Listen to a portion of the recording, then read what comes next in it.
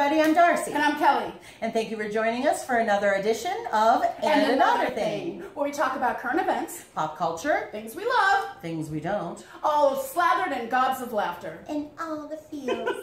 So get comfy, pour yourself a beverage, and sit back as it's time for And Another Thing.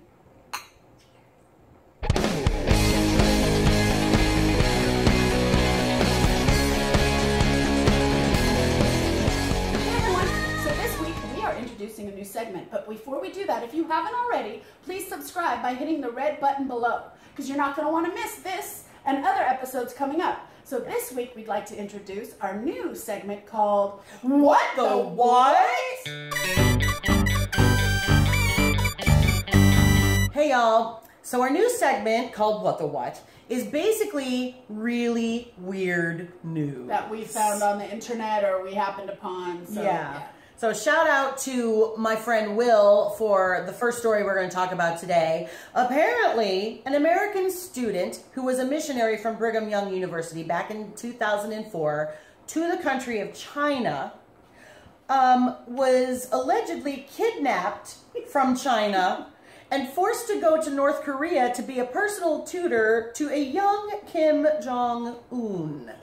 So evidently he couldn't find any teachers in North Korea, so he sent his minions out to kidnap one for him. Nobody in all of North Korea teaches English or whatever. That guy looks smart. Scoop! Yeah. I mean, that's just insane. And here's the thing. I guess the kid's parents got a phone call from somebody who said, hey, I see your kid. The kid was declared dead. His name is David Sneddon, by the way. The kid was declared dead in 2004. Right, they thought it was a hiking accident because, you know, there's a lot of hiking in North Korea, evidently. And apparently they were saying he probably died hiking in a place that was really populated with tourists. So somebody would have, his body was never found, so somebody would have stumbled over a femur or something, you know? Right. So now they're trying to, the parents are trying to get him back, right? Yeah. So there's a resolution in Congress that's actually backed by Marco Rubio right now to try to get him home. The Senate has declared that they will conduct a search for him. What, they're searching for him, or they're trying to have him declared undead?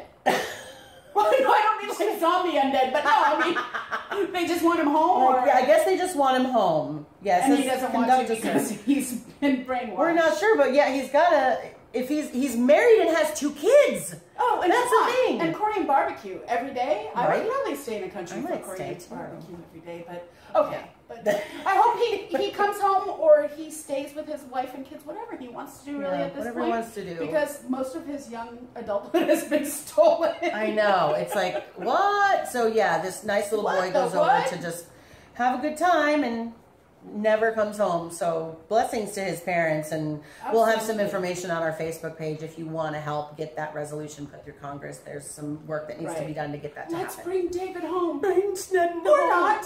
If he wants to stay. Or not. But yeah, that's bizarre. Yeah. Okay, there's another one that I think is really funny.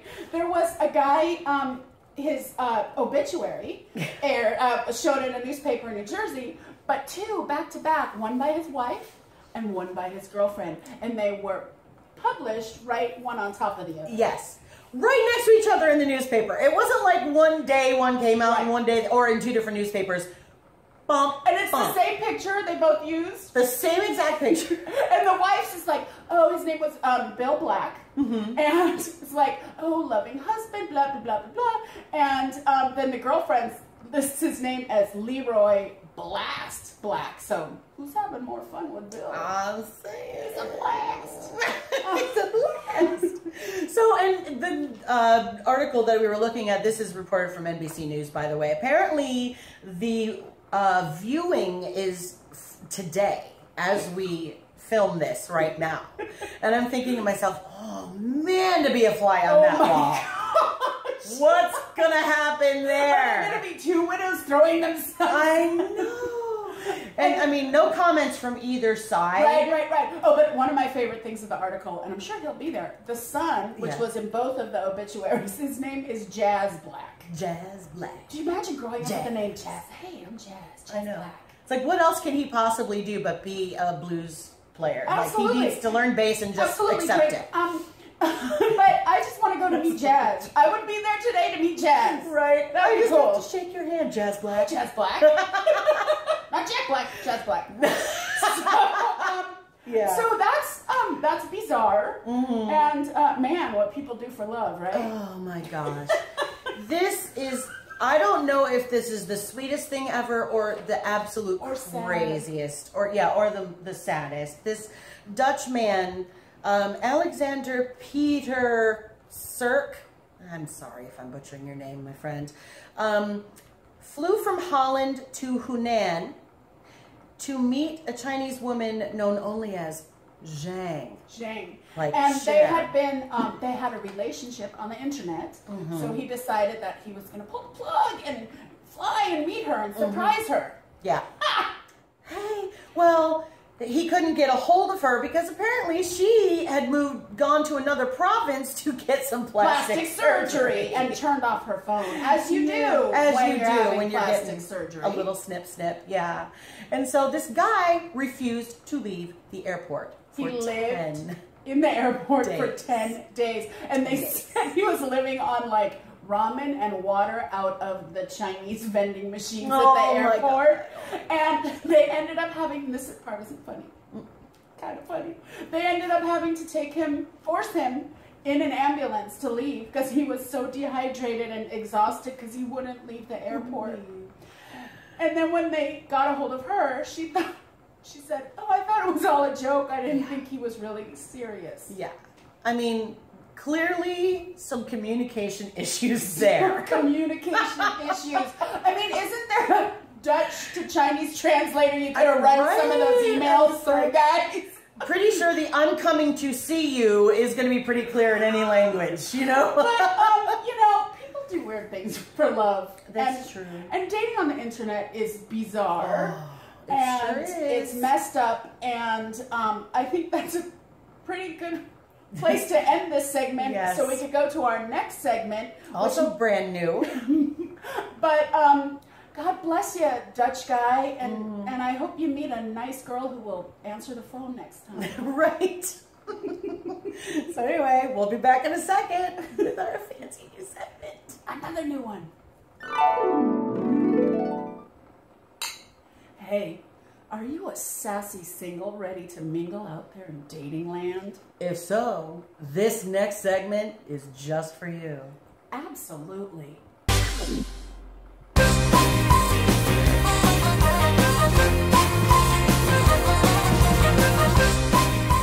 Hey y'all, new segment. Kelly and I are sassy singles in LA, wading through the cesspool of the dating world. So by popular demand, we have decided to share with you some of our adventures in online dating. And let's begin with a message I received from a gentleman recently, which says, "Hey sexy, I've never done it with a fat girl, but I'd sure like to blankety blank blank. Tell me what it's like." To which I couldn't not respond. I just had to write, "I wouldn't know. I've never done it with a fat girl either. And you're not going to find out with this one." Boom. Why? Just why? Yeah, I've had that on a date where somebody's like, "I'm not really attracted to you, but I'm willing to find out." Like, no, I'm not an experiment. Because what could possibly go wrong? Right. Yeah, it's like, I know I'm not into big guys. I'm into more height, weight, proportionate. She likes a big guy. But I'm like, I'm not going to find out at the last minute that, this isn't working for me. And then we're both humiliated and embarrassed and feeling crappy about ourselves. No. Yeah. No. So what do you got? I got, so I'm a little bit of a grammar and spelling snob when it comes to messages.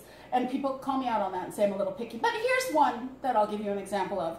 I got one the other day from a guy, and he's 47. He's not a kid. And almost all of it was letters and numbers instead of the actual words. So, and he said right up the top, he goes, he loves to cuddle. C-U-T-T-L-E, cuddle.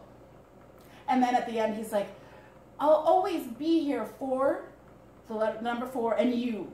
And all this other gobbledygook. Oh, yeah. And then I was like, no. And then I looked at his profile, and he wrote on it, he's an educator, spelled E-D-U-C-A-T-E-R. That's how you spell that word. That's how you You're spell not teaching anybody anything. You're not teaching English anyway. Oh. What is that? So I don't know. And I'm sorry, unless your prince, rest his heart, rest his soul, don't use numbers and letters if you're a grown man, unless it's a text. And even then, I'm not crazy about it. But no, there's a thing called proofreading and editing. So use it. Yes, agreed. Moving right along, I'm going to give you the screen name of this gentleman because it matters in regards to this message. It says, from Married Man 80, hi, beautiful, nice smile. To which I had to reply, hi, cheater, get counseling. Block, report, delete. I mean, the only thing I could say is he was honest. Yeah. But I'm like, how about being that honest with your wife? You know, go and get counseling. Don't step out, dude. Go and fix it or leave. I've gotten the married ones, and I've also gotten the ones who are like, hey, I'm not really interested in a relationship, but I'd love to have sex with you. Right. And to it, and my profile says right away I'm not into a hookup. So does yours. Yeah, it's the first line in my dating profile says, if I am not good enough for you to be seen out in public with, then you don't get the right to see me naked in private. Oh, that's good. That's really good. Yeah.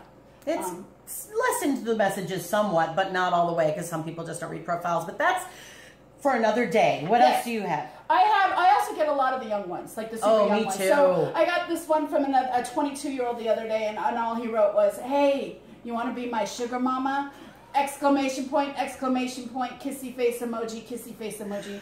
To which I replied, if by sugar mama you mean living paycheck to paycheck and using a Groupon for dinner on a Friday night, mama, then perhaps, but probably not. Exactly. I mean, but I have to say though, I mean, with the exception of that boy who's obviously just, not wanting to get a job as, the millennials seem to be accused of. Yeah, another show. But I have to say, these young ones, 9 times out of 10, are sending more polite messages than any gentleman my age. Yeah, and I'm like, at least their parents are raising them to talk to women appropriately. Yeah, I completely agree with that. Yeah. Okay, so bring it on home. I'm going to bring it on home with this. This is from Atlanta, Georgia, which is, geographically undesirable already. Exactly. He writes, aren't you absolutely stunning? Tell your folks I said thank you. And I'm like, oh, that's nice. Yeah. Then he writes, here's a question. Marry one, F one, kill one. Me, Hitler, me again. Pick one. What? If you're going to... would you walk up to a girl in a bar and say that to her? You wouldn't just let the F word come flying out of your mouth the first time. That's not a good impression. Well, and Hitler. Hitler. You get bonus points for the F word and Hitler. I know. I'm just like, yeah. And so it's just, I'm just stunned at the lack of basic tact men have. And we're going to do this segment on another day, and we're going to teach you guys how to approach a woman online and what your profile should say and what pictures they should include. And we know that it's no picnic for a lot of you guys out there either. That's true. We're not being... There's a lot of crazy broads out there, and we get it. Hating feminazis, but we're just... Oh, look, we have Hitler and Nazis in the same episode. Oh! Do we get bonus we should points absolutely drink for that, though. We should. Ding, ding, ding. Anyway, we know it's not a piece of cake out there for you guys either, but we just hope, we're going to bring a little enlightenment out there to what it is like being out there single in the dating world today. Yeah, it's tough, and we're going to share it with you and to give you some laughs. Yeah, and please, and to keep please us all give sane. us your comments and things that have worked for you or things that have not worked for you, so please leave us comments here on our Facebook page, and that's our Dating Lame episode for this week. It is. Hope you enjoyed it. We'll be back in a sec. These are a few of the things that we love. Hey, y'all, things we love. Things we love. Guess what Kelly's is this week? So, by the time you see this, we're only going to have 4 or 5 more days of the regular season of Major League Baseball. So I just wanted to give a shout out to my boys in blue, the Dodgers, for a great season. Hopefully you will be in postseason by the time this airs. And on a more serious note, I really want to give a shout out, and I hope I'm not going to cry, to Vin Scully for 67 wonderful years of announcing Dodger baseball. You made me certainly the fan that I am today. Oh, you're so cute. And I wish you all the best in your retirement. I don't know what we're going to do without you. And thank you, Vin Scully, for making me a Dodger lover. Aw. Cheers to Vin. Absolutely. Here we go. Even I know that, 67 years of announcing for one of the major teams in the country is just... And doing what you love. Doing what you love every single day of your life. That's amazing. And thank you, Vin, for being a wonderful part of American culture and history. Thank you for that. What I'm going to talk about this week, and everybody's already talking about it, so it's not a surprise. So basically, this is me calling you out, and you, if you haven't seen it yet, Stranger Things. I haven't.